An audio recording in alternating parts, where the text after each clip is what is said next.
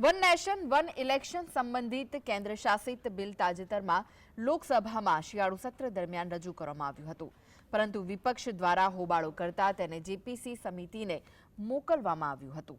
આ બિલને લઈને હવે ચર્ચાઓ શરૂ થઈ છે, પરંતુ આ ચર્ચા દરમિયાન શાસક પક્ષ દ્વારા જેપીસી સભ્યોને વાંચવા માટે વાદળી સુટકેસમાં 18,000 પાનાનો વિગતવાર અહેવાલ આપવામાં આવ્યો હતો, જેને લઈને વિપક્ષે નિરાશા વ્યક્ત કરી કેન્દ્રની મોદી સરકારને ઘેરવાનો પ્રયાસ કર્યો છે।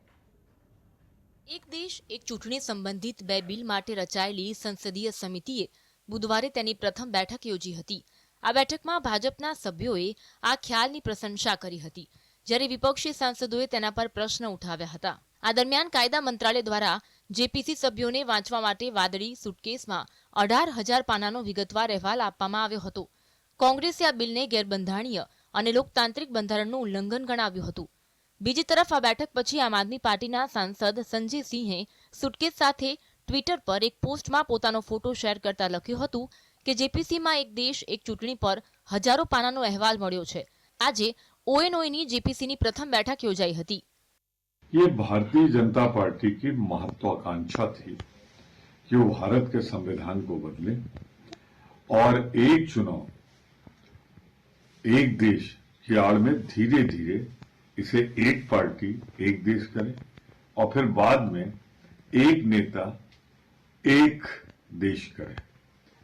कुछ चीन से और सोवियत रूस से प्रभावित लगती थी भाजपा, लेकिन जनता ने उनके मंसूबे खत्म कर दिए और कर ये दिया है कि अब वो इस काबिल ही नहीं है कि संविधान संशोधन कर सके। हमारी इतनी उपस्थिति है वहां पे विपक्ष की कि हम उन्हें मनमानी नहीं करने देंगे। જણાવી દઈએ કે વન નેશન વન ઇલેક્શનની જેપીસીમાં ભાજપ સાંસદ પીપી ચૌધરીની અધ્યક્ષતાવાળી 39 સભ્યોની સંયુક્ત સંસદીય સમિતિમાં કોંગ્રેસના પ્રિયંકા ગાંધી વાડ્રા, જેડીયુના સંજય ઝા, શિવસેનાના શ્રીકાંત શિંદે, આપના સંજય સિંહ અને તૃણમૂલના કલ્યાણ બેનર્જી સહિત તમામ મોટા પક્ષોના સભ્યો સામેલ છે। જેપીસીનું કામ આના પર વ્યાપકપણે વિચાર વિમર્શ કરવાનું, વિવિધ પક્ષો અને નિષ્ણાતો સાથે ચર્ચા કરવાનું અને સરકારને તેની ભલામણો આપવાનું છે।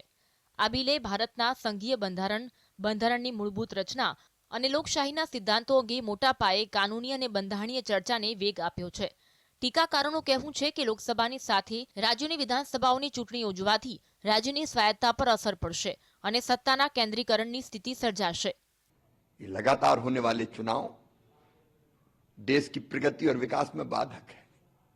हमारे देश में 5 साल 365 दिन 12 महीने चुनाव की तैयारी चलती रहती है।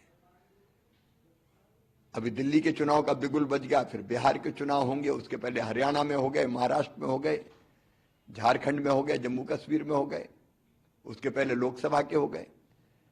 बार बार होने वाले चुनाव से देश की प्रगति और विकास बाधित होता है। जन कल्याण के काम ठप हो जाते हैं, अनावश्यक धन का खर्चा होता है, सरकार का भी, राजनीतिक दलों का भी, और मुख्यमंत्री, मंत्री, यहां तक कि प्रधानमंत्री जी भी चुनाव में काफी समय देना पड़ता है। अगर लोकसभा और विधानसभा के चुनाव एक साथ 5 साल में एक बार हो जाए तो 4.5 साल तो कम से कम काम करने का समय मिलेगा। વાસ્તવમાં હાલ સમગ્ર દેશભરમાં લોકસભા અને રાજ્યોની વિધાનસભાની ચૂંટણી અલગ અલગ સમય યોજાતી હતી। નવી જોગવાઈ હેઠળ રાષ્ટ્રપતિ એક નિશ્ચિત તારીખ જાહેર કરશે, જે લોકસભાની પ્રથમ બેઠક સાથે સુસંગત હશે।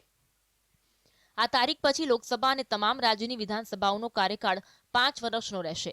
જો રાજ્યની વિધાનસભા અથવા લોકસભા તેના કાર્યકાળના અંત પહેલા વિસર્જન કરવામાં આવે છે તો નવી ચૂંટણી યોજવામાં આવશે, પરંતુ નવી સરકારનો કાર્યકાળ મૂળ 5 વર્ષના બાકીના સમયગાળા સુધી મર્યાદિત રહેશે।